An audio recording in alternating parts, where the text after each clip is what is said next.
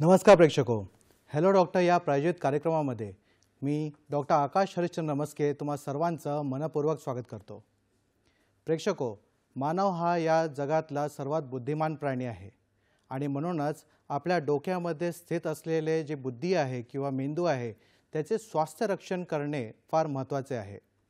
बऱ्याचदा अनेक कारणाने या मेंदूमध्ये विविध आजार किंवा विविध व्याधी निर्माण होतात आणि त्यावरती बऱ्याचदा ऑपरेशनचा सल्लाही दिला जातो। अशा या व्याधींपैकी एक म्हणजे जलशीर्षक।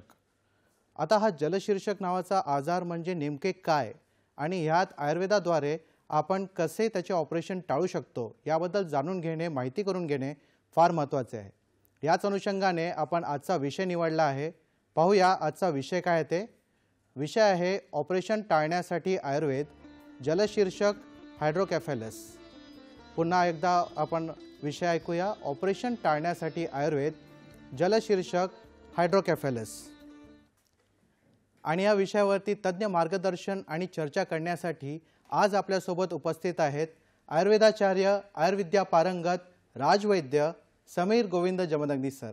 नमस्कार सर, आपल्या या कार्यक्रमामध्ये स्वागत आहे। महाराष्ट्राला सुपरिचित असं व्यक्तिमत्व आहे सरांचं, तरीही नव्या प्रेक्षकांसाठी मी पुन्हा एकदा सरांची ओळख करून देतो। सर हे गेल्या 40 वर्षापासून पुणे, मुंबई व कोल्हापूर येथे यशस्वी आयुर्वेदिक चिकित्सक म्हणून कार्यरत आहेत। श्री विश्ववती आयुर्वेदीय रुग्णालय कोल्हापूर तसेच Nargis Dutt memorial cancer hospital Barshi येथे सर प्रमुख चिकित्सक म्हणून काम करतात। भारत सरकारने सरांना राष्ट्रीय धन्वंतरी पुरस्काराद्वारे सन्मानित केले असून नुकतेच सरांना भारत सरकारद्वारे राष्ट्रीय आयुर्वेद गुरु म्हणून सुद्धा सन्मानित करण्यात आले आहे। कॅन्सर, हृदयरोग, क्रिटिकल इलनेसेस, वंध्यत्व, गतिमंदत्व, मतिमंदत्व, पर्सनॅलिटी डिसऑर्डर्स या व इतर आजारांवर उपचारांमध्ये त्यांनी विशेष प्रावीण्य मिळवले आहे। माननीय राष्ट्रपती व इतर अनेक मान्यवर जसे मराठी व हिंदी चित्रपटसृष्टीतील कलाकार, साहित्य, क्रीडा, राजकीय व सामाजिक क्षेत्रातील अनेक नामवंत व्यक्तींचे मानद चिकित्सक म्हणून सरांची ख्याती सुद्धा आहे। सरांच्या दवाखान्यामध्ये सरांच्या मार्गदर्शनाखाली आणि सल्ल्याने सर्व आजारांचे निदान व उपचार करण्यासाठी तसेच वेळेचा अपव्यय टाळून रुग्णांच्या सोयीसाठी एक्सपर्ट डॉक्टरांची टीम सतत कार्यरत असते। वैद्य समीर जमदग्नी सरांकडे श्री विश्वामृत आयुर्वेद अध्ययन या उपक्रमाद्वारे विद्यार्थ्यांना गुरुकुल पद्धतीने आयुर्वेदाचे शिक्षण विनामूल्य दिले जाते। चला तर मुख्य कार्यक्रमाकडे वळूया। सर पुन्हा एकदा आपल्या या कार्यक्रमामध्ये स्वागत आहे।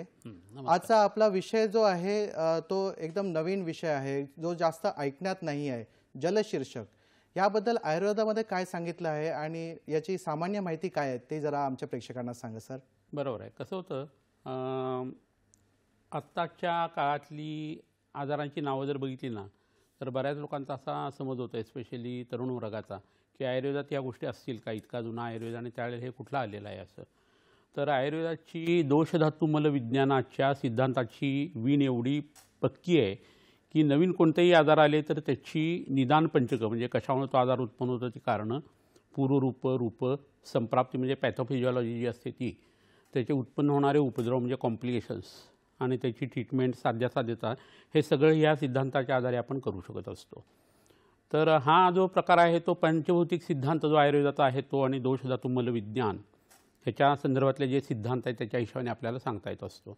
तर असं होतं की आपण जे काही विचार करतो आयुर्वेदाच्या विषयी त्याच्या व्यतिरिक्तचं जे आयुर्वेदाचं म्हणणं आहे ते बऱ्याच वेळेला आपल्या करिक्युलममध्ये लहानपणापासून नसतं आणि त्यामुळे असे समाज प्रबोधक असे कार्यक्रम आपल्याला घ्यावे लागतात की ज्याच्यामुळं भारतीय लोकांना आयुर्वेदाची माहिती चांगली होऊ शकेल। आपण लहानपणापासून प्रोटीन, विटॅमिन्स वगैरे सगळे शिकतो, कॅलरीज काय आहेत हे शिकतो, कार्बोहायड्रेट शिकतो, फॅट शिकतो, मायक्रोन्यूट्रिएंट शिकतो, परंतु आपल्याला दोषधातू मलाची कल्पना नसते जो आयुर्वेदाचा पाय आहे।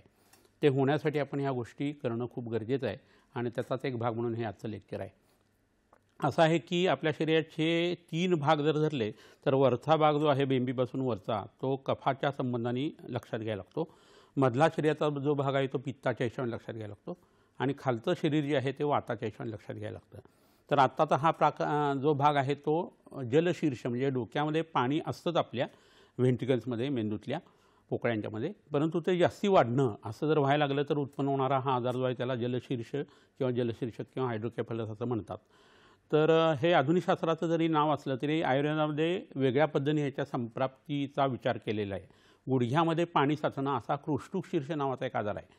तर कोल्ह्याच्या डोक्यासारखं गुडघ्याचा आकार होतो आणि आतमध्ये पाणी साचतं, तर ते गुडघ्याचा जलोदर किंवा उदर आहे. तो पोटाची पाणी साठलं की त्याला आसायटिस म्हणतात, जलोदर म्हणतात. तसं डोक्याच्या ठिकाणी स्थानभेदाने झालेली ही पॅथॉलॉजी म्हणजे जलशीर्ष असं लक्षात घेणं खूप गरजेचं आहे.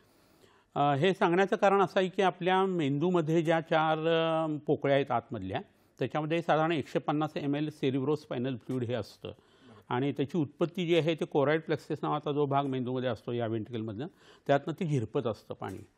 आणि हे सगळं होत असताना आर्कनॉइड ग्रॅन्युलेशन नावाचा जो भाग असतो तर ते पाणी शोषून घेत असतो आणि त्याचा बॅलन्स मेंटेन केला जातो. तर उत्पत्ती या पाण्याची जास्ती व्हायला लागली तरी हा आजार उत्पन्न होतो.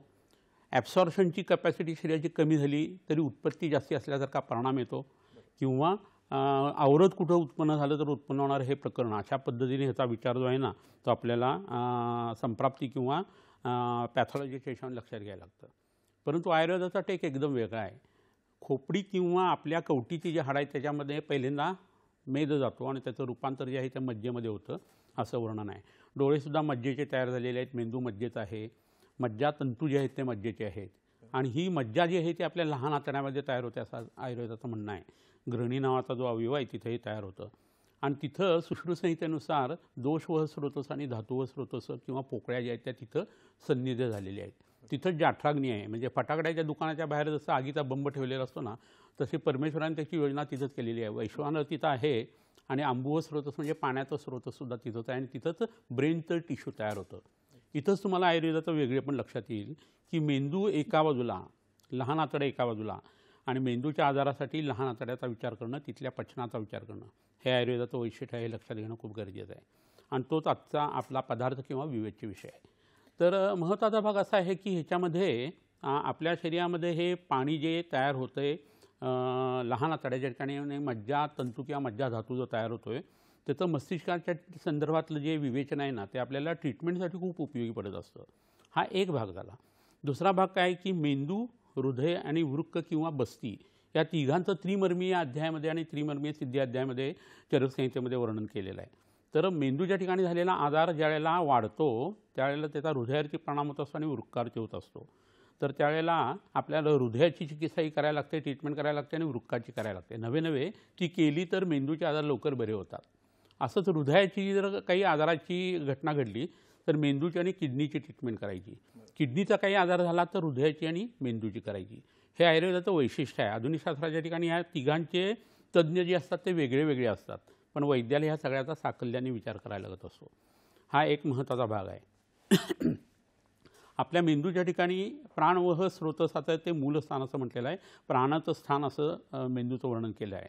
7 जी बहिर्मुख स्रोतसांच्यापैकी 9 पैकी जी 7 स्रोतस आहेत ना, 2 डोळे, 2 नाकपुड्या, तोंड आणि 2 कान, हे जर आपण लक्षात घेतलं ना तर या पोकळ्यांचा संबंध आपल्या मेंदूशी लागत असतो. मगाशी आत्ता मी जसं म्हटलं आर्कनॉइड ग्रॅन्युलेशन हा भाग जसा ते पाणी शोषून घेतो ना तसं झरझरासी किंवा इथिमॉइड बोन जे आहे आपलं त्याच्यातनं येणारी जी ऑल्फॅक्टरी नर्व आहे त्याच्या ठिकाणी सुद्धा हे पाणी शोषून घेण्याची प्रक्रिया शरीरात चाललेली असते आणि त्याचा बॅलन्स केला जातो. त्यामुळे नासा ही शिरसोद्वारम असं म्हटलेलं आहे. या आजारामध्ये नस किंवा नाकात औषध टाकणं त्यामुळे महत्त्वाचं ठरतं. डोळे हे मज्जेचे म्हणजे ब्रेनच्या टिश्यूचे असल्याने डोळ्यात अंजनं घालणं हे महत्त्वाचं ठरतं. कानामध्ये औषधाचं कर्ण पूरण करणं हे महत्त्वाचं ठरतं. तोंडामध्ये वेगवेगळी गंडूश किंवा कवलं धारण करणं हे या जलशीर्षामध्ये महत्त्वाचं ठरतं. तुम्ही म्हणाले ह्याचा काय संबंध आहे का, तर ही आयुर्वेदाची सांगण्याची पद्धत, शरीरक्रिया आणि रचना ज्याला शारीर आपण म्हणतो ते खूप वेगळं आहे. हे एक विषयांतर करून वेगळा मुद्दा सांगतो की तुमच्या पायात व्हेरिकोज व्हेन्स असतील तर तुम्ही तिळाचं तेल 2 वेळेला 10-10 मिनिटं सकाळी संध्याकाळी तोंडात धरून बघा. पायातल्या शिरा ज्या असतात त्या बसायला सुरुवात होते आणि शिरांचा विस्फार जो आहे तो कमी होतो. कार्डिओ वेगळी त्यांनी कमी यायला सुरुवात होते. त्यामुळे तोंडामध्ये औषध घातल्यानंतर त्याचा मेंदूवरती परिणाम येईल का नाही हे प्रत्यक्ष करून बघण्याची प्रक्रिया आहे आणि याच्याविषयीची संशोधनंसुद्धा सध्या सुरू आहेत. हे सगळं विस्ताराने सांगण्याचं कारण जे आहे ना ते बऱ्याचशा आयुर्वेदाच्या गोष्टी लोकांना माहीत नसतात. झाडपाल्याचं औषध, कावीळचं औषध, पोटाचं औषध, दम्याचं औषध, कोजागिरीला दिलेलं किंवा मूळव्याधीचं औषध, असा आयुर्वेद जो कोटा करून ठेवला आहे ना भारतीय लोकांनी, तो जो आहे तो किती मोठा आणि नास्ती आयुर्वेदाचं पारम हे सूत्र समजण्यासाठी म्हणून हा सगळा उहापोह आपण करतो आहे. तर हा थोडासा भाग आपण बघून कशासाठी घेतला तर 100 मुलांच्यामध्ये 1 ते 2 मुलं जी असतात ना त्यांना हा हायड्रोकॅफॅलसचा त्रास जो आहे तो होत असतो. हे जन्मजात जसं प्रकरण आहे तसं नंतरसुद्धा बऱ्याच वेळेला म्हाताऱ्या लोकांना किंवा तरुण व्यक्तींनासुद्धा हे प्रकरण त्रासदायक असं होऊ शकतं. मेंदूमध्ये जो पातळ पदार्थ सेरिब्रोस्पायनल फ्लुइड जो आहे तो आयुर्वेदाने तर्पक कफ या पद्धतीने सांगितलेला आहे, त्याचा विचार केलेला आहे. आपल्या डोक्यामध्ये कोणताही आजार उत्पन्न झाला तर कफ हा दोष नेहमी असतो आणि रक्त हा धातू त्या ठिकाणी बिघडलेला असतो आणि त्याच्या अनुषंगाने सगळ्या गोष्टी ज्या आहेत त्या आपल्याला बघायला लागतात. आता या रक्ताचं मूलस्थान जे आहे ते यकृत आणि प्लीहा आहे. त्या यकृत, प्लीहा आणि लहान आतड्याचा संबंधसुद्धा ह्या जलशीर्षाशी असतो, हे कुठेतरी आपण लक्षात घेणं हे गरजेचं आहे. याच्याबरोबरीने मगाशी मी जसं सांगितलं तसं तिन्ही अवयवांचा विचार किंवा मर्मांचा विचार करून आयुर्वेद ट्रीटमेंट देत असतो. तर आता होतं काय की हे सेरिब्रोस्पायनल फ्लुइड जे आहेत किंवा तर्पक कफ आहे तो वाढण्याचं कारण काय, तर अवरोध झाल्याकारणानं हे प्रकरण होतं हे मगाशी आपण बघितलं. शोषणाची प्रक्रिया कमी झाली तर हा त्रास होऊ शकतो हेही बघितलं आणि उत्पत्ती जी आहे तीच त्याची जास्ती झाल्याकारणानं हा त्रास होऊ शकतो. हा तिसरा भाग आपण बघून झाला.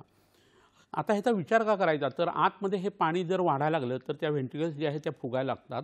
त्याचा परिणाम जो आहे तो मस्तिष्कावरती यायला लागतो, कवटीवरती यायला लागतो, डोक्याचा आकार जो आहे तो हळूहळू वाढणं हे प्रकरण त्याच्यामध्ये घडायला लागतं आणि मग त्याचा परिणाम म्हणून मग काही लक्षणं उत्पन्न व्हायला लागतात आणि त्याच्यामध्ये तो आकार वाढणं, पाण्याचं प्रेशर वाढणं एवढंच नसून बौद्धिक जी ताकद आहे ती कमी व्हायला लागते, पॉवर ऑफ ॲक्विजिशन जी आहे ती कमी पडायला लागते, पॉवर ऑफ रिकलेक्शन जी आहे ती कमी पडायला लागते. एकंदरीत शरीरामध्ये त्याचे उपद्रव एवढे भयानक येऊ शकतात की त्यामध्ये फिट्स येणं, चक्कर येऊन माणूस पडणं किंवा बेशुद्ध येणं, कोमामध्ये जाणं इथंपर्यंत हे प्रकरण नंतर वाढू शकतं.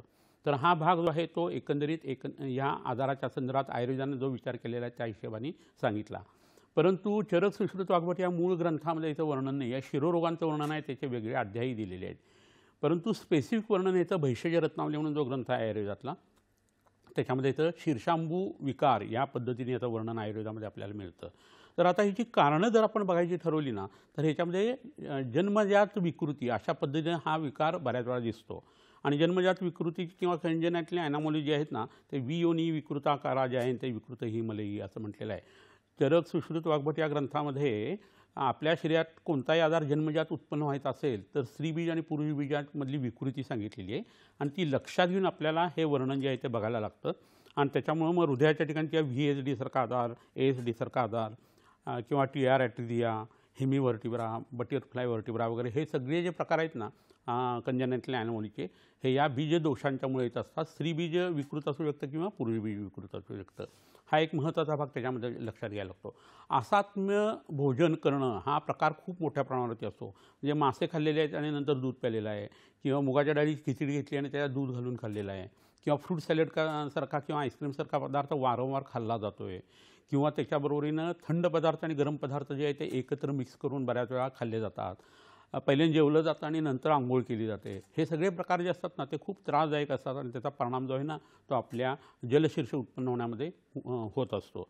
तर अशी ही जी कारणं आहेत त्याच्या विचार आपल्याला अजून साकल्याने करायचा आहे. कारण ट्रीटमेंटचा एक महत्त्वाचा भाग म्हणजे काय तर संक्षिप्त हा क्रियायोगो निदान परियोजनम. तुम्ही कारणं जर बाजूला काढली तर ट्रीटमेंटची ती पहिली पायरी असते.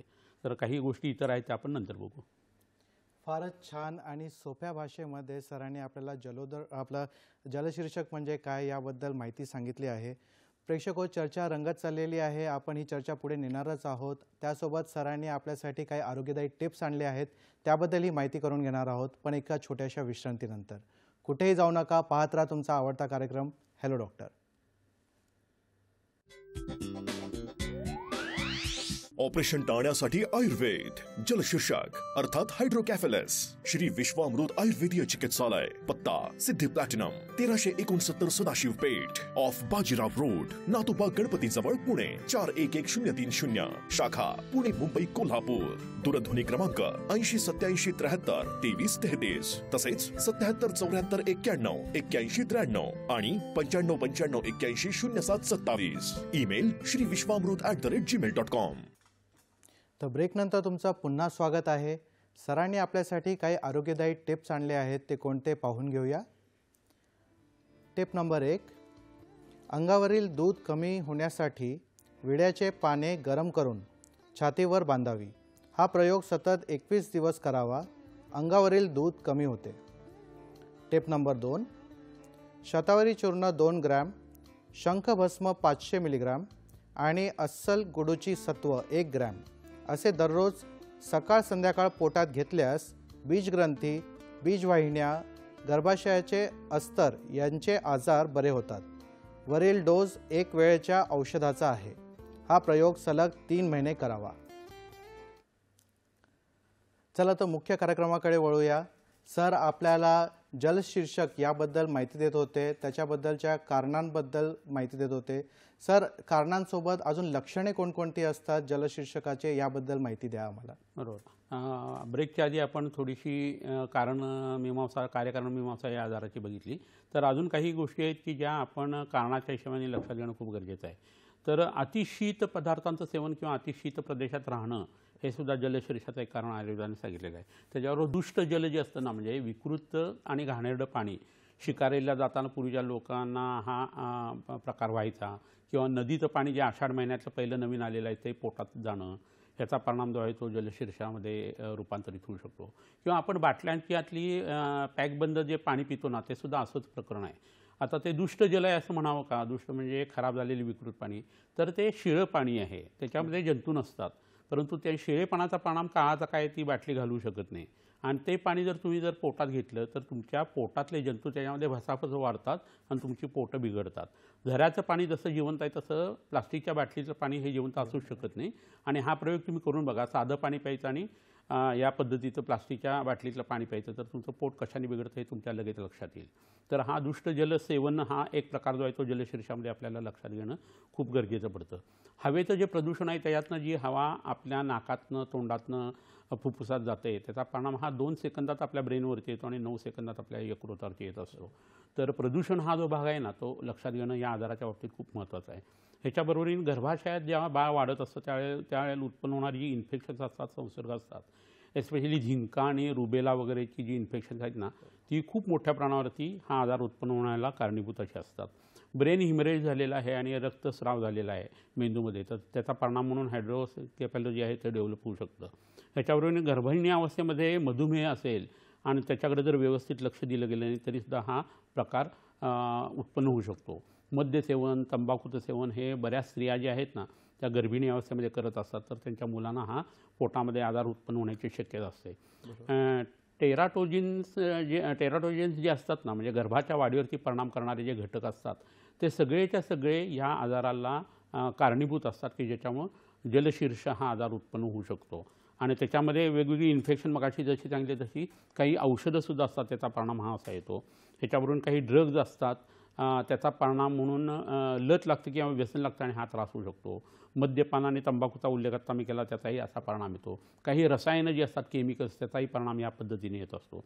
हे सगळं होत असताना अवरोध उत्पन्न करणाऱ्या इतर गोष्टी ज्या आहेत त्याच्यामध्ये सिस्ट असतील किंवा अर्बुद किंवा ट्युमर्स असतील, ते जर मेंदूमध्ये वाढत असतील ना तरीसुद्धा हा प्रकार घडतो. बऱ्याच वेळा ॲन्युरिझम नावाचा एक प्रकार असतो, म्हणजे रक्तवाहिन्या ज्या असतात त्या फुग्यासारख्या फुगतात आणि आतमध्ये रक्ताची गाठ तयार होते आणि त्याचा परिणाम म्हणून हायड्रोकॅफॅलस बऱ्याच वेळेला उत्पन्न झालेला आपल्याला दिसून येत असतो. उदाहरणार्थ म्हणून आयुर्वेदात एक घटना सांगितलेली आहे, म्हणजे मल वाहून जात असताना तो जर अडकला, त्याच्यात अवष्टंभ उत्पन्न झाला किंवा कृमींच्यामुळं हा प्रकार घडू शकतो. अर्बुद किंवा कॅन्सरच्या गाठी जर शौचाच्या मार्गात वाढल्या तरी हा आजार उत्पन्न होऊ शकतो. आणि त्याचा रिव्हर्स प्रेशर जे येतं ते दोन्ही पद्धतीत त्रासदायक होतं. मलमूत्र पडून राहायला लागतं आणि त्याची जी विषय आहे ती रिॲब्झॉर्ब होतात आणि तुमचं ऑक्सिजनेटेड ब्लड जरी प्युअर असलं तरी त्याच्यामध्ये हे केमिकल्स गेल्या कारणानं उत्पन्न होणारा परिणाम जो आहे तो जलशीर्षासारखा येऊ शकतो. याच्याबरोबरीने स्पायना बायफिडासारखा आजार जो आहे तो आपल्या शरीरामध्ये जर असेल तर त्याच्याबरोबर जलशीर्षक हे बऱ्याच वेळा आहे असं आपल्या लक्षात येत असतं. चेहरी मालफॉर्मेशन नावाचा जो आजाराचा एक प्रकार आहे तो सुद्धा असंच शरीरामध्ये दुखणं उत्पन्न करू शकतो आणि त्याचा परिणाम म्हणून जलशीर्षक जे आहे ना ते उत्पन्न होऊ शकतं. डॅन्डी वॉकर सिंड्रोम नावाचा एक सिंड्रोम आहे, त्याच्यामध्ये बऱ्याच वेळेला जलशीर्ष हा आजार जो आहे तो लक्षणाच्या स्वरूपाने उत्पन्न झालेला आपल्याला दिसत असतो. तर ही सगळी जी कारणं आहेत ना ही लक्षात घेतल्यानंतर असं एकंदरीत दिसायला लागतं की ह्याची बाहेरून उत्पन्न होणारी काही कारणं आहेत, शरीराने उत्पन्न केलेली काही कारणं असतात आणि काही केमिकल्स वगैरे जी आहेत त्याचा परिणाम आपल्या शरीरावरती आणि रक्तावरती येत असतो. तर हे सगळं झाल्यानंतर मग लक्षणांची सुरुवात हळूहळू व्हायला लागते. कारणं घडल्यानंतर मग त्याच्यातनं लक्षणं उत्पन्न होतात. तर आयुर्वेदानुसार जलशीर्ष हा आजार उत्पन्न होण्याच्या आधी काही पूर्वरूप आयुर्वेदाने सांगून ठेवलेली आहेत आणि त्याच्यामध्ये जिव्हा मालिन्य म्हणजे जिभेवरती मळ साचणं हे पहिलं लक्षण येतं. त्याच्याबरोबर तीव्र अग्निमांद्य हे लक्षण येतं. त्याच्याबरोबरीनं दौर्बल्य शरीरात जे आहे ते खूप वाढायला लागतं. अतिनिद्रा हे लक्षण त्यातनं उत्पन्न व्हायला लागतं. श्वासाला दुर्गंधी उत्पन्न व्हायला लागते आणि मलाचा औष्टंब उत्पन्न व्हायला लागतो. आणि एकंदरीतच रक्तवस्रोतस, अंबुवस्रोतस आणि कफ वाढण्याची जी लक्षणं आहेत ना त्याच्यात ही हळूहळू येतात असं लक्षात येतं. रक्ताची विकृती होते आणि कफाची विकृती होते आणि त्याचा परिणाम म्हणूनच ऊर्ध्व जत्रुकर म्हणजे आपल्या कॉलरबोनच्या वरच्या बाजूला आजार उद्भवण्याची सुरुवात होते. शिरोरोगामध्ये सुद्धा याचं वर्णन आयुर्वेदाच्या ग्रंथामध्ये आलेलं आहे. आणि हे एकदा झालं ना की नंतर मग डोक्याचा आकार हळूहळू वाढायला लागतो. तयार मऊसर अशी एक सूज जी आहे ती टाळूवरती यायला लागते डोक्याच्या वरच्या बाजूला. आणि ही वाढ हळूहळू अशीच वाढत राहते. म्हणजे मेंदूचा आकार जो आहे तो आतनं वाढायला लागल्या कारणाने डोक्याचा आकार वाढायला लागतो आणि त्या मुलाला बॅलन्सिंग जमत नाही. शब्द या त्या अस्पष्ट यायला लागतात. आणि सनसेट आईज असं जे प्रकरण असतं ते याच्यात सुरू होतं. डोळे जे आहे ते खालच्या बाजूला जातात त्याचे आणि ते व्यवस्थित हलत नाहीत. त्याला लालपणासुद्धा डोळ्याला येणं हळूहळू सुरू होतं. बोलणं त्याचं जे आहे ते अस्पष्ट व्हायला लागतं किंवा बंदच पडायला लागतं. कानाने ऐकणं आणि डोळ्याने दिसणं ही प्रक्रिया जी आहे ती हॅम्पर व्हायला लागते. बऱ्याच वेळा डिप्लोपिया किंवा दोन दोन दिसणं असं सुद्धा प्रकरण याच्यामध्ये व्हायला लागतं. आणि डोक्यामध्ये तीव्र वेदना उत्पन्न व्हायला सुरुवात होते या मुलांना. बऱ्याच वेळा काय होतं फिट्स येणं हे या प्रकारामध्ये बऱ्याच वेळा घडतं आणि ती मुलं वारंवार बेशुद्ध पडायला लागतात. हात आणि पायाचे जे मसल्स आहेत ते वीक व्हायला लागतात. हाडंही वीक व्हायला लागतात. बॅलन्सिंग तर पहिल्यापासूनच कमी झालेलं असतं. जी स्किल्स असतात त्यांची आधी बोलण्याची किंवा एखादी गोष्ट उचलण्याची वगैरे ही हळूहळू कमी व्हायला लागतात. बुद्धीचा विकास जो आहे तो मार खायला लागतो. त्याच्याबरोबर स्मृती जी आहे त्याचाही नाश व्हायला लागतो. आणि हे सगळं होत असताना तोंडातून लाळ गळणं, दम लागणं, खोकला येणं, भूक लागली आहे पण जेवायला नीट न जमणं आणि त्यामुळे चिडकेपणा जो आहे तो या मुलांच्यात खूप वाढायला लागतो. उलट्या व्हायला लागतात. यांना सततची ग्लानी यायला लागते. ह्याच्याबरोबरीनं या मुलांची चिडचिड वाढत असतानाच असं व्हायला लागतं की त्यांच्या मसलचा टोन कमी झाल्या कारण कोणत्याही गोष्टी त्यांना शक्य होत नाहीत आणि चिडचिडीच्या बरोबरीने त्यांचं काम करण्याची जी ताकद असते किंवा स्वतः गोष्टी करणं हे सुद्धा त्यांचं कमी व्हायला लागतं. वागणुकीमध्ये मोठ्या माणसांच्यामध्ये बऱ्याच वेळा बदल होतात. ज्यावेळेला हायड्रोकेफलस हे मोठ्या माणसांच्यात उत्पन्न होतं त्यावेळेला. कपड्यामध्येच युरिनला होणं, चहाच्या रंगाची लघवी होणं असं जे प्रकरण आहे ना ते ह्या आजारामध्ये बऱ्याच वेळा मोठ्या प्रमाणावरती आढळून येतं.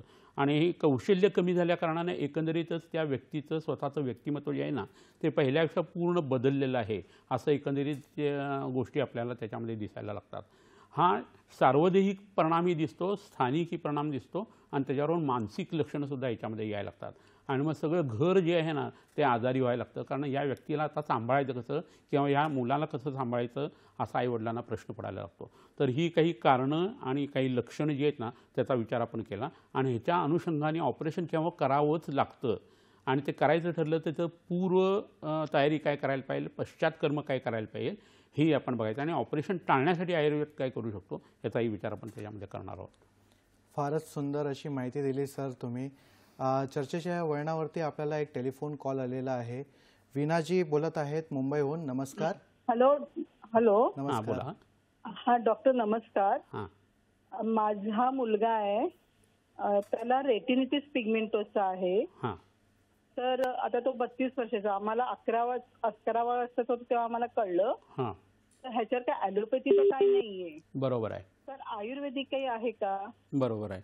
आता या विषयाशी संबंधित हा प्रश्न नाही आहे पण तरीसुद्धा घराण्यामध्ये जर इतर कुणाला त्रास असेल हा रेटायनायटिस पिगमेंटोसा तर आपल्या मुलांना वगैरे तो येऊ शकतो. त्यांच्या मुलांच्या मुलांना तो पुढे येऊ शकतो.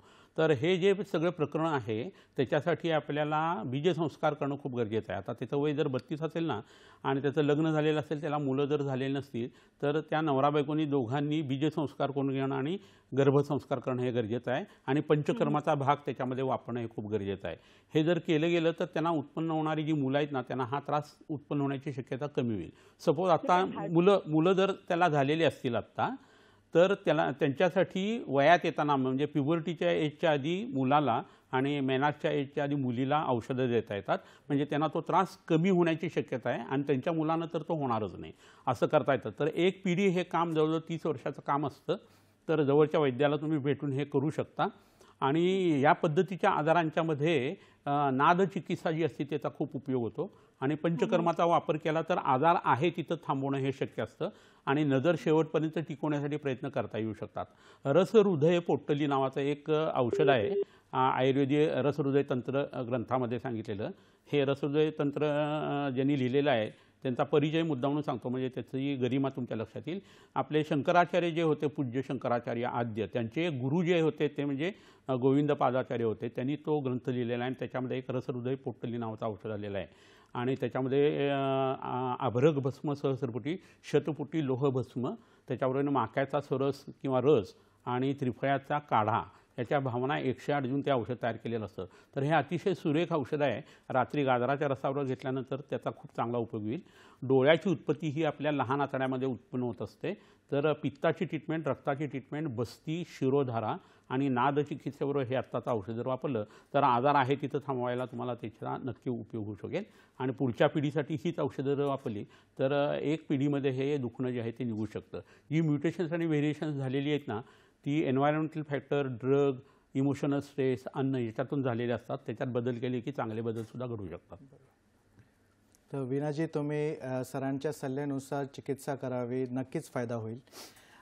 पुन्हा आपण विषयाकडे वळूया. सर, आपण जल शीर्षक या विषयाबद्दल चर्चा करत आहोत. त्याचे कारणे आणि लक्षणे जाणून घेतली आणि आपला आजचा विषय आहे ऑपरेशन टाळण्यासाठी आयुर्वेद. तर सगळ्यात पहिले आपण जाणून घेऊया की याच्यामध्ये ऑपरेशनची गरज केव्हा लागते. बरोबर आहे. तर आता प्रश्न असा आहे की ज्यावेळेला एखादी व्यक्ती किंवा एखादा मुलगा अशा पद्धतीचा आपल्याकडे येतो त्यावेळेला डॉक्टरांनी त्याला पहिल्यानं ऑपरेशनचा सल्ला दिलेला असतो आणि ते बरोबरही आहे. तर ऑपरेशन केव्हा करायची गरज पडते? तीव्र शिरशूल असेल, खूप डोकं दुखत असेल, उलट्या काही केल्या थांबत नसतील, दृष्टी जी आहे ती जायला लागली आहे असं जर होत असेल, वारंवार फिट्स येत आहेत, उलट्या जबरदस्त मोठ्या प्रमाणावरती होत असतील तर, किंवा आतमध्ये ट्यूमर्स जे आहेत ते वाढायला लागले, या गाठी जर वाढायला लागल्या आणि त्या काही केल्या थांबत नसतील, त्याची ट्रीटमेंट करूनसुद्धा उपयोग होत नसेल तर, इतर पॅथीची कोणतीही औषधे ज्या वेळेला लागू पडत नाहीत असं होतं अशा वेळेला. त्याच्यानंतर बऱ्याच वेळेला असं होतं की खूप मोठ्या प्रमाणावरती ह्या मुलांना ताप येतो, बुद्धीचं काम आणि स्मृतीचं काम जे आहे ते हळूहळू बंद पडायला लागतं. मोठ्या माणसांना, मोठ्या व्यक्तींना ज्या वेळेला नॉर्मल प्रेशर असलेलं असं ज्यावेळेला हे प्रकरण असतं आजाराचं, जलशीर्षाचं, त्यावेळेला कपड्यामध्ये युरिनला होणं हे एक प्रकार घडतो. बुद्धीची कामं जी आहेत ती जमत नाहीत आणि तोल वारंवार जायला लागतो. तर असं ज्यावेळेला खूप व्हायला लागतं त्यावेळेला डॉक्टर ऑपरेशनचा सल्ला देतात आणि ते ऑपरेशन करण्याच्या हिशोबाने ज्यावेळेला लोक प्रयत्न करायला लागतात त्यावेळेला आयुर्वेद काय करू शकतं हे बघणं खूप गरजेचं आहे. तर हा एक तर पहिल्यांदा पित्ताशी संबंधित, मज्जाधातूशी संबंधित, रक्ताशी संबंधित असा आजार आहे. त्यामुळे पित्ताचे उपक्रम करणं, विरेचन देणं, त्याच्यानंतर मग बस्तीची उपाययोजना करणं, एस्पेशली निरू बस्तींची, डोक्यावरती विशिष्ट प्रकारचे लेप लावणं, त्या ठिकाणी अग्निकर्म आणि विद्धकर्म करणं, नाकामध्ये औषध घालणं, तोंडामध्ये काही औषधं ठेवणं आणि कानामध्ये औषध घालणं, ह्या जर गोष्टी करायला आपण सुरुवात केली आणि मगाशी सांगितलं तसं कानाच्या, डोळ्यांच्या, तोंडाच्या आजाराची ट्रीटमेंट जी आहे ती विशिष्ट पद्धतीने जर केली गेली तर ह्या लोकांना चांगल्या पद्धतीचा परिणाम येणं हे सुरू होतं. आणि हे करत असताना जर ऑपरेशन करायचं अगदीच ठरलं तर मग तुम्हाला त्यावेळेला पूर्वकर्म जे आहे ते आयुर्वेदाच्या हिशोबाने करायला लागतं. तर अशा वेळेला मुलांना किंवा त्या व्यक्तीला आपण सूक्ष्म त्रिफळा, गंधक रसायन, कैशोर गुगुळ अशी जर औषध दिली तर इन्फेक्शनचा फोकस जो आहे तो त्यांच्या शरीरातला जो आहे तो दूर करता येऊ शकतो. शरीरातलं जर रक्त कमी होत असेल आणि ऑपरेशनच्या वेळेला रक्त भरायची पाळी पडते तर असं होऊ नये असं जर वाटत असेल तर तुम्हाला त्याच्या आधी नारळाचा रस जो आहे ना तो 21 दिवस पोटात देणं हे सुद्धा करता येतं. असे काही उपचार आहेत की जे ऑपरेशनच्या आधी तुम्ही केले तर हा आजार कमी होण्याची शक्यता असते किंवा ऑपरेशन सक्सेसफुल होण्यासाठी त्याचा वापर करून घेता येतो. प्रेक्षक हो, सरांनी आपल्याला सविस्तर अशी माहिती दिलेली आहे. आपण ही चर्चा आपण पुढे नेऊयाच, पण एक छोट्याशा विश्रांतीनंतर. कुठेही जाऊ नका, पाहत राहा तुमचा आवडता कार्यक्रम हॅलो डॉक्टर.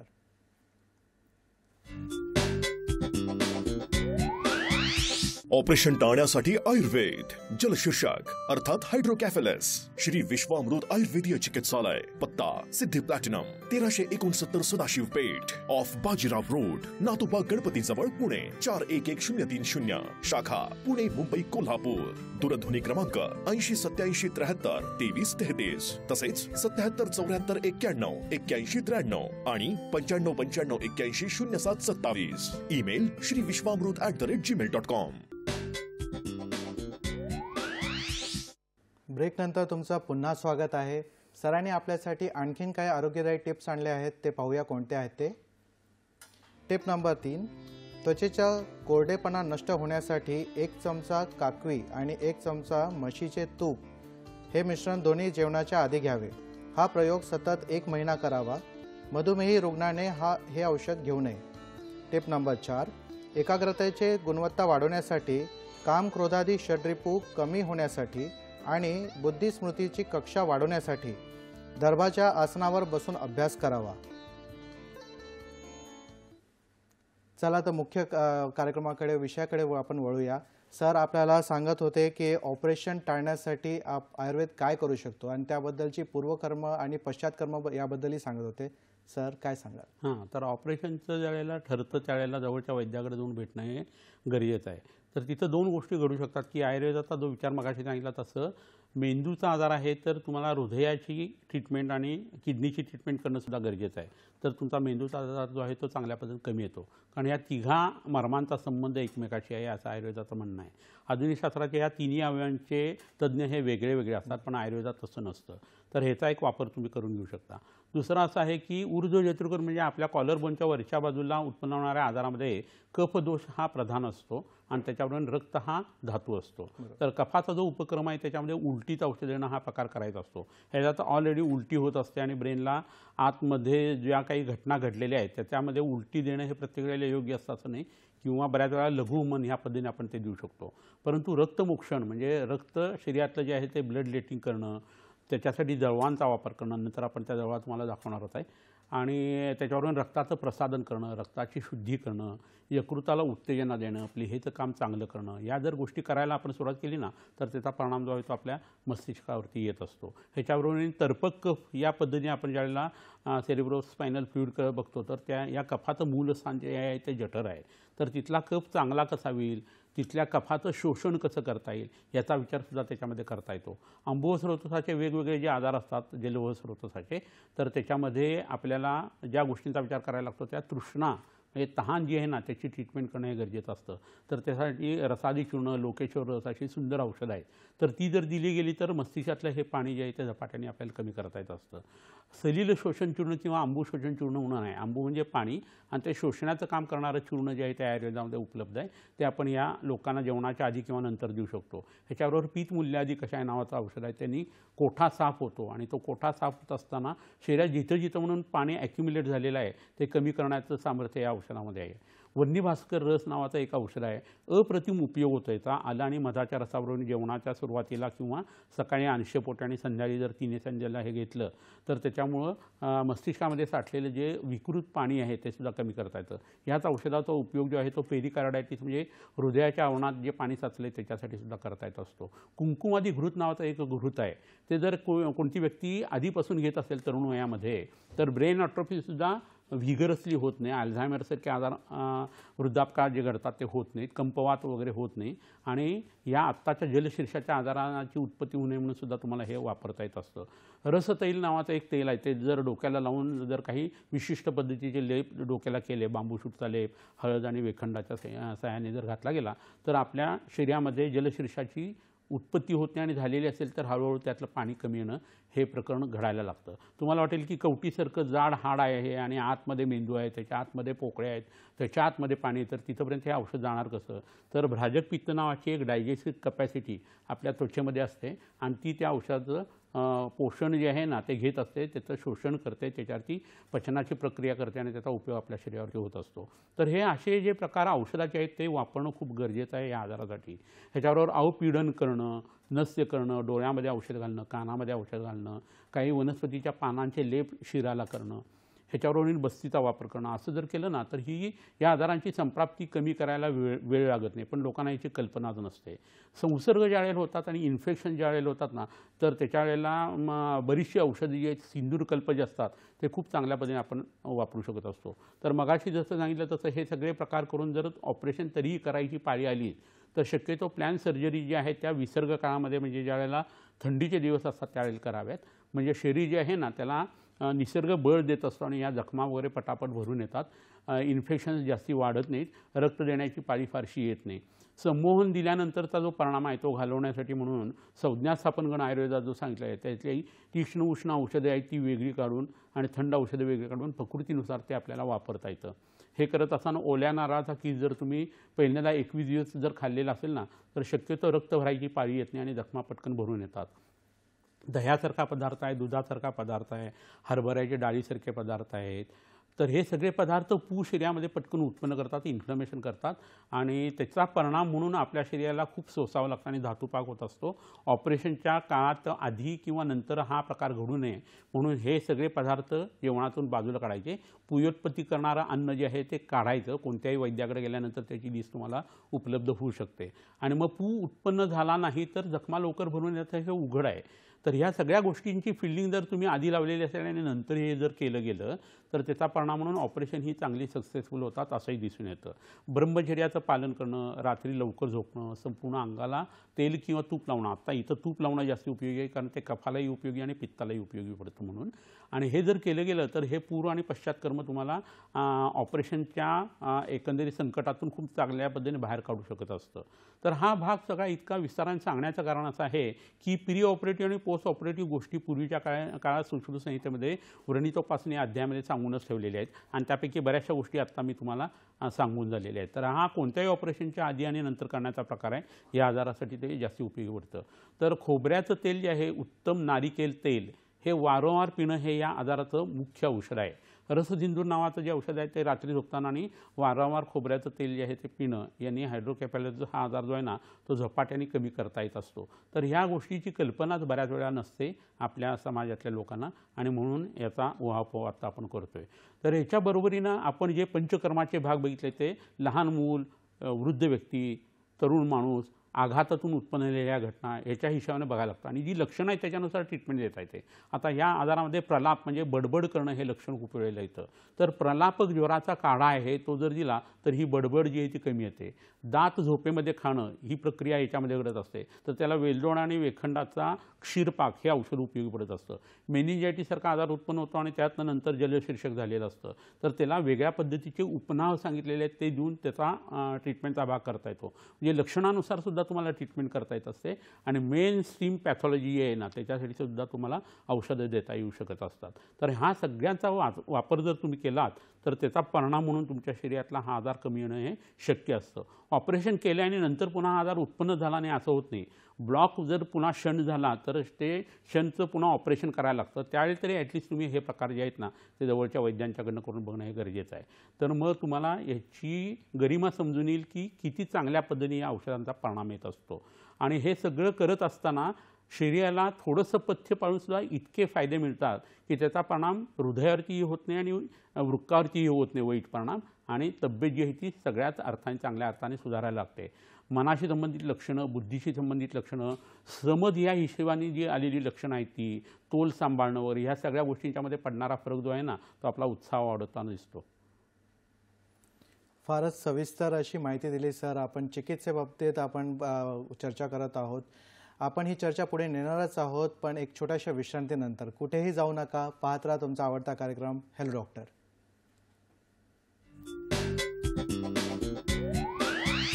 ऑपरेशन टाळण्यासाठी आयुर्वेद जलशीर्षक अर्थात हायड्रोकॅफेलस श्री विश्वामृत आयुर्वेदीय चिकित्सालय, पत्ता Siddhi platinum 1369 Sadashiv Peth off Bajirao road, Natoba Ganpati जवळ, पुणे 411030, शाखा पुणे, मुंबई, कोल्हापूर. दूरध्वनी क्रमांक 8087732333 तसेच 7774919193 आणि 9595810727. Email shriviswamrut@gmail.com.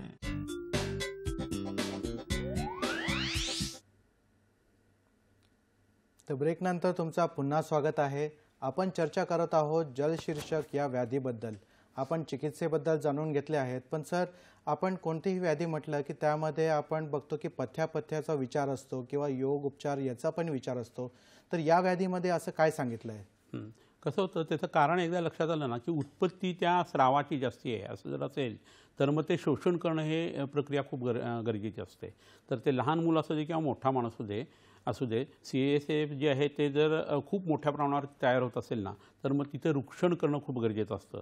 तर मग त्यावेळेला ज्वारीची भाकरी, नाचणीची भाकरी, वऱ्याचे तांदूळ ह्याचं सेवन जे आहे ते जास्ती करणं गरजेचं आहे. सातूचं पीठ त्याच्यासाठी उपयोगी पडतं. पुन्हा मुगाच्या डाळीचं कढण जे आहे ते त्याच्यासाठी उपयोगी पडतं. पण समजा हे पाणी खूप भरपूर आहे आणि ते शोषलंच जात नाही आहे, हा एक प्रकार होऊन गेला आणि ह्याच्याबरोबरीनं कोरडेपणा त्याच्याबरोबर शरीराच्या इतर भागामध्ये जर असेल ना तर मग त्याची ट्रीटमेंट जी आहे ती एकदम वेगळ्या पद्धतीने करायला लागते. काही ठिकाणी शरीरात वृक्षता आणि काही ठिकाणी कोरडेपणा असं असेल तर ट्रीटमेंट करणं खूप अवघड जात असतं.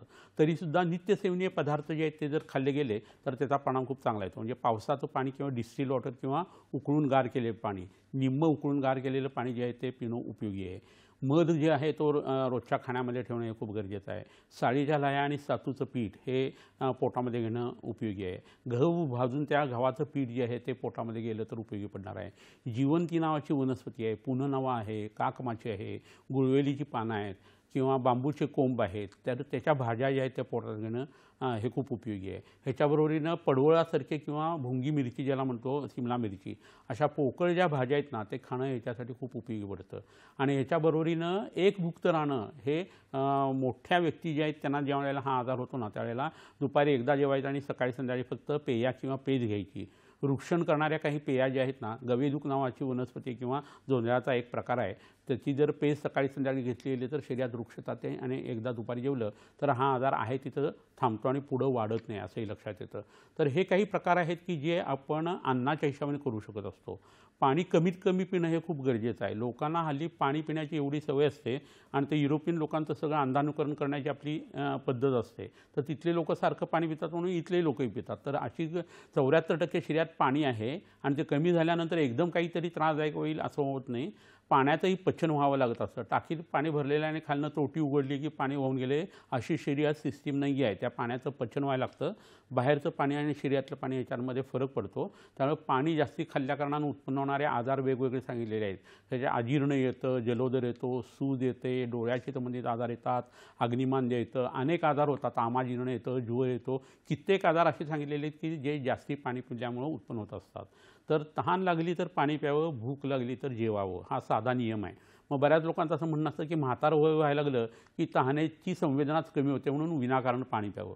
तर तुमची ही संवेदना नष्ट होण्याचं कारण काय आहे? तुम्ही अंगाला तेल लावत नाही, तूप पित नाही आणि आयुर्वेदातले बस्तीसारखे प्रकार करत नाही, रसायन सेवन करत नाही, सहा रस खात नाही.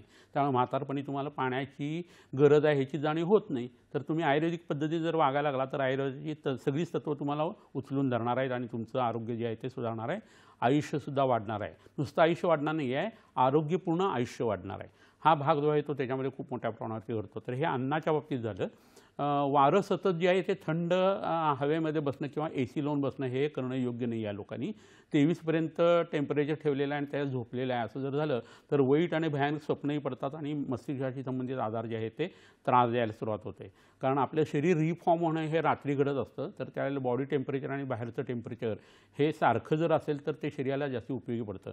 अदरवाईज त्याला कॉम्पेन्सेट करण्याचं शरीराची बरीचशी ताकद जात असते. त्यामुळे प्लीजंट वाटेल आणि मनाला चांगलं वाटेल आणि फिलिंग ऑफ वेल बिईंग ज्यांनी येईल असं खाणं पिणं आणि वागणं जे आहे ते करणं गरजेचं आहे. खाण्याचं आपल्याला समजत नाही म्हणून वैद्याकडे जाऊन ते समजून येणं गरजेचं आहे.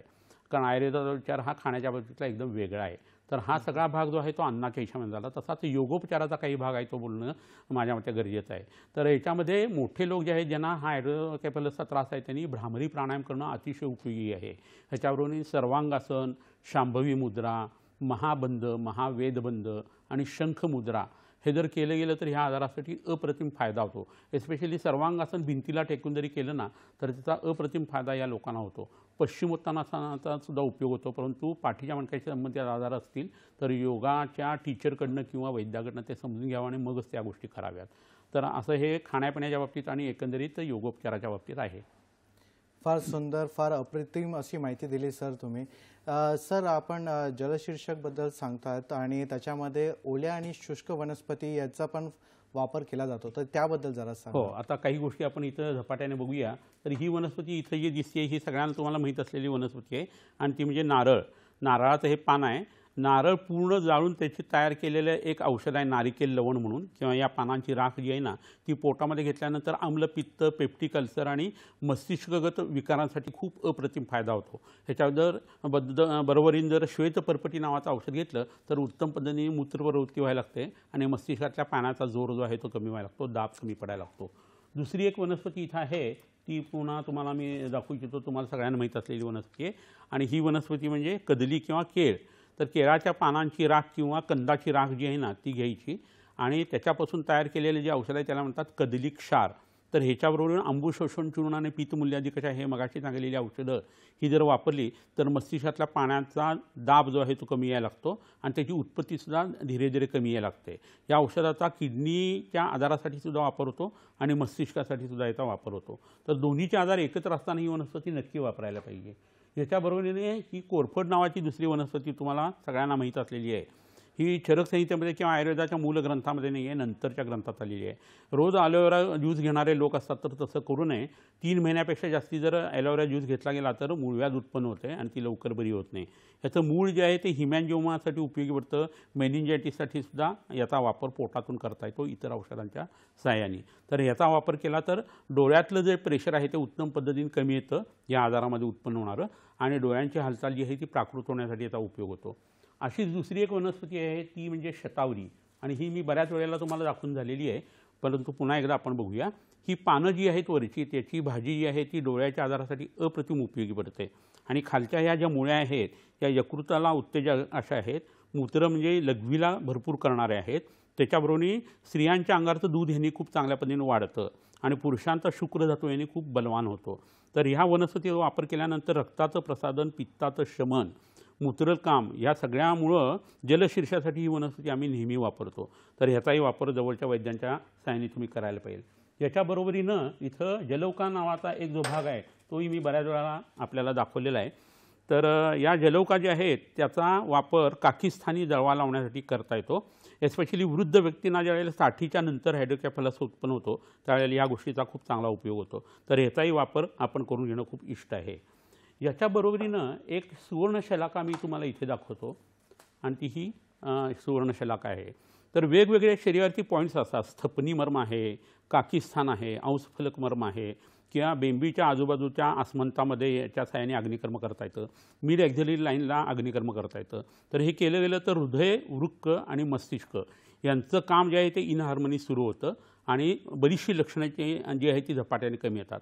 तुम्ही विविध कर्म करू शकता किंवा अग्निकर्म करू शकता. जवळचा वैद्याचा सल्ला तुम्ही याच्यासाठी घेणं खूप गरजेचं आहे. ह्याच्याबरोबरीनं आणखीन एक वनस्पती तुम्हाला सगळ्यांना माहीत असलेली इथं दाखवतो, कारण म्हणजे दाखवायची ही गरज नाही आहे. एक आहे ती कोथिंबीर तुम्हाला सगळ्यांना माहीत असलेली आणि दुसरी ही पुनर्नवा नावाची वनस्पती आहे. पुन्हा नवम याती ती पुनर्नवा असं म्हटलं आहे. तर ही पुनर्नवा वनस्पती जी आहे ही वयस्थापन गणातली आहे. तरुण पण टिकून ठेवते, मस्तिष्काचं एजिंग होऊ देत नाही आणि वृक्काचे आजार, हृदयाचे आजार आणि मस्तिष्काशी संबंधित आजार असताना याची भाजी खाणं हे खूप उपयोगी आहे. तर अशा या काही वनस्पती आहेत की ज्याचा वापर आपण हा जलशीर्ष या आजारामध्ये करू शकतो. सर, आज आपण इथे आलात, आमच्या प्रेक्षकांच्या प्रश्नांची उत्तरे दिली, आम्हाला मोलाचे मार्गदर्शनही केले. या सर्वांसाठी मी प्रेक्षकांतर्फे आणि सह्याद्री वाहिनीतर्फे तुमचे आभार मानतो. धन्यवाद सर. वेळ झाली आहे तुमची रजा घेण्याची. पुन्हा भेटूया एका नव्या विषयासह तुमच्या आवडत्या कार्यक्रमामध्ये ज्याचं नाव आहे हॅलो डॉक्टर. तोपर्यंत स्वस्थ राहा, मस्त राहा, हसत राहा. धन्यवाद.